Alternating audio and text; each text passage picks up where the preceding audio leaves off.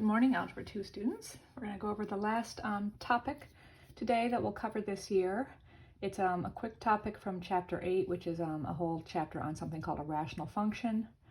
A rational function is basically a function in x and y, or two variables, where the formula part of the function, the thing using x, is a fraction between two polynomials. So the numerator is a polynomial, the denominator is technically a polynomial. If a function has that form, it's called a polynomial function.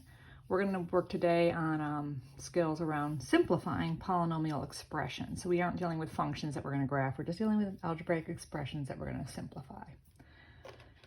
So at the top, actually on my page here, I reminded you what a polynomial is. A polynomial in one variable, p of x, if it was a function, is a sub n of xn plus a sub n minus 1 of x to the n minus 1 plus, and so on, all the way down to a sub 1 times x to the 1 power plus a sub 0 times x to the 0. That's just a polynomial. It says all these a's just say I'm the coefficient that goes with the x to the whatever power. So the coefficient of the x to the n, we're going to just call a general coefficient a to the n. You don't really need to remember that. I'm just reminding you that's what a polynomial is in one variable. It's just a bunch of terms added together where you have a number in front times a variable part. That's the variable part's raised to exponents, possibly. There's no x's in the denominator of a single polynomial, but you'll have a rational expression. The denominator will have x's because the denominator itself is a polynomial. So this is the definition of a rational expression. It's any expression that has the form p of x over q of x, where p of x and q of x are polynomials. So they're both polynomials, and q of x cannot be 0 because you don't want division by 0. A rational expression is considered simplified. This is important in general if the numerator and denominator, have no common factors other than 1 or negative 1. This is just like simplifying a fraction. If you can factor out any common factors, you need to do that. You're always trying to make fractions as simple as possible. Polynomials expressions are the same. Rational expressions are the same. So make sure you keep that in mind. It's not considered simplified unless all common factors other than 1 or negative 1 have been reduced out.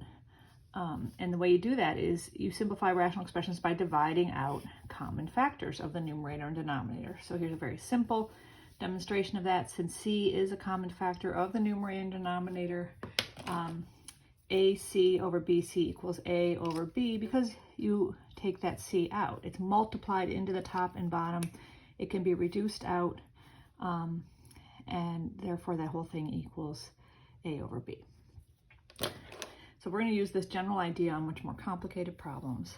We'll start with a simple one though. 15 over 25, probably in your head you know that's 3/5.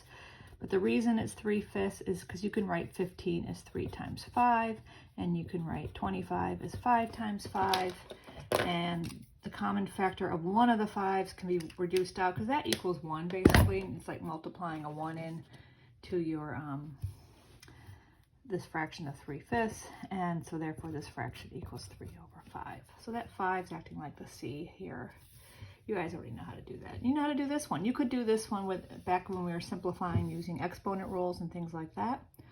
But this is not simplified because there are lots of common factors here. There's a common factor of 2 in the top and bottom, and there's a common factor of x. Now I'm going to do something explicit. You do not need to do this, but I'm showing you exactly what we're doing.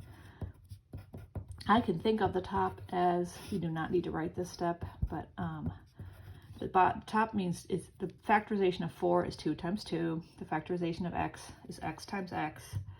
I don't know why I threw that y in. It's early. And the bottom is 2 times x times y. A factor of 2 reduces with a 2, and one of the x's goes with one of the x's. That leaves me a 2 times x in the top and a y in the bottom, and that's my answer. That's the simplified version of that. Now you probably could have gotten that anyway. The numbers can reduce. You get the 2 in the numerator because that's where the leftover factor of 2, And the x squared over x is x. You could subtract the exponents. This is 2 minus 1. That leaves an x in the numerator, and then a y gets left over in the denominator. All right, getting a little more complicated here. This one is, it says simplify. All the directions are simplify. It's very tempting to say, oh, look, 6x and 12x. I can just knock those out and say that's 2 in the bottom. You can't. This 6x is not a factor. It's when it says 6x plus 15, these are two terms, and a factor is something that has to be multiplied into the whole numerator and the whole denominator. We talked about this when you were reducing answers, say, from quadratic formula, that you have to be able to factor out a number out of all parts of the numerator and denominator to divide it out. So don't do any reducing at the beginning. All right, this does not equal, you can't just do 6x and 12x and say that's 2 and say this whole thing equals 15 over 2. That is not correct. Instead, you have to factor both the top and bottom. The top, there's look for common factors here. There's a factor of 3 in both parts here, and that's it. So I can take a 3 out and I get 2x plus 5. That equals the numerator. If you multiply that 3 back in, you would get 6x plus 15. The denominator is just 12x. Now, or you can think of that as 3 times 4 to x, or 3 times 2 times 2x. But this 12x, this is 12 times x. This is 3 times, here's my time sign, 3 times, let's make that really clear. Make that in green. 3 times 2, that's 12 times x. Anywhere there's a time sign between a bunch of stuff and it's times the whole top, that's where you can reduce. There is a time sign here. This is 6 times x, but this plus here is the problem.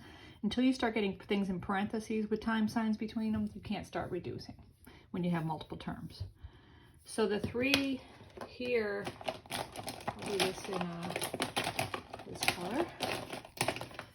This 3 reduces to 1 and 4, right? Everyone know that? And that leaves me 2x plus 5. This is a whole factor onto itself. There was nothing just like it in the bottom. There'd have to be a 2x plus 5 in the bottom to reduce that out over 4x. And you're done. It's very tempting at this point to say, oh, I can reduce these 2 and 4 and the x and x and say this whole thing equals 5 over 2. It does not. You have to stop here, resist the temptation. These are not, you cannot reduce this 2x with this 4x because there's no factor of 2x in the 5 there. So that's done at that point. All right, getting a little more complicated. This one is, we're going to take a 2x out of the top, just like we did here. We took 3 out. I'm trying to rewrite the top as things multiplied together. That leaves me 2x times 5x plus 5. The bottom, I'm looking for a common factor first. I don't see anything I can take out of all the parts. So I'm just going to go ahead and try and factor this. And you can pull this aside and do grouping if you can't go straight to the factors like I'm about to do.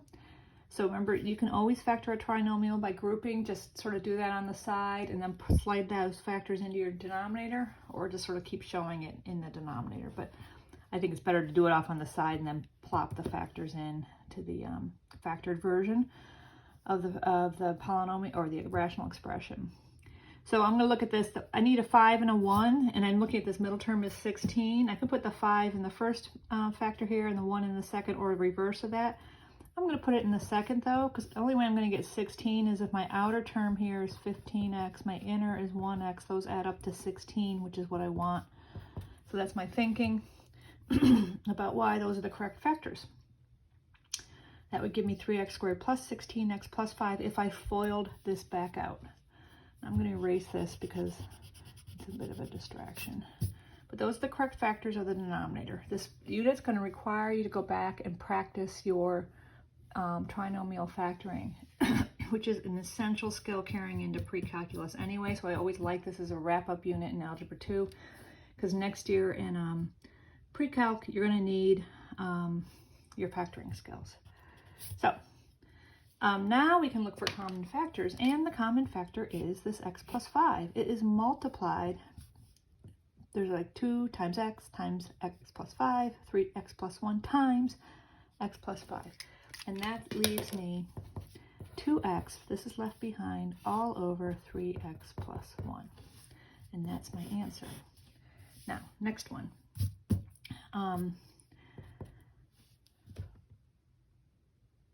We're going to do the same thing here. I'm going to try and factor this and look for common factors at the end. So let's try and factor this. The numerator, again, you always want to do what we did here. Look for a common factor first. And I see a 3 is a factor of everything, and I see an x in every term, so I'm going to take that out as well. And that's going to leave me x squared plus 2x plus 4. The bottom, by the way, let's just keep going here. If I could factor this trinomial further, I should. But if you think about this, there's no factors you can come up with that are going to be the factors of this. It just doesn't work. You can't come up with 2 binomials. This one will not factor further. So we're stuck with that. But look at the bottom. It's x cubed minus 8. I'm going to do this down here to remind you of how to do cubics. You're probably cringing right now. What we're shooting for is the a cubed minus b cubed, and I'm going to show you what that equals. It's a minus b times a squared plus ab plus b squared. That's the factoring pattern we're going to use. And if any of the homeworks I gave you asked for a cubic, you're going to have to go back and look that up and use that factoring pattern correctly. So I'm going to first write this as 2 things cubed. My 8 is 2 cubed. That's going to be like my b. So anywhere I see a b in this, I'm going to put my 2. And anywhere I see an x, I'm going to put, or an a, I'm going to put my x. So that means this is, let's see, this is x minus 2. Remember the sign thing. When you have a minus one of these, think of b as just 2. Don't get all confused and say, oh, b is probably negative 2. But then if you're going to think of b as negative 2, you're really using the plus version of this. And the reason b cubed came out negative was because you cubed a negative, but you'd be using the plus version of a cubed plus b cubed, and that has a different sign pattern. So think of b, what I'm doing here, as I'm saying, is a is x and b is 2 for this factoring pattern. And then we're going to have x squared, and I'll put an a here, plus ab plus b squared. So that's what you do. Whoops, I wrote a. I'm sorry, I shouldn't have done that. I had a bad night's sleep last night. Plus bx is 2x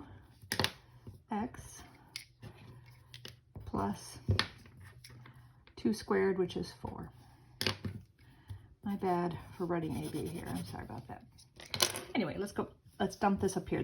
All I did this was just tell me what to put here. This x cubed minus 8 equals this. So it's x minus 2, my first, times x squared plus 2x plus 4. There we go. And now a lot of these problems are designed to have a factor show up in the end, possibly 2. In this case, the common factor is you can have a trinomial be a common factor. It's multiplied by everything else, so it could be reduced out.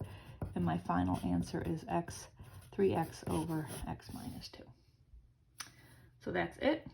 I think I'm going to save the second part of this till Tuesday. You guys have one extra class compared to the other.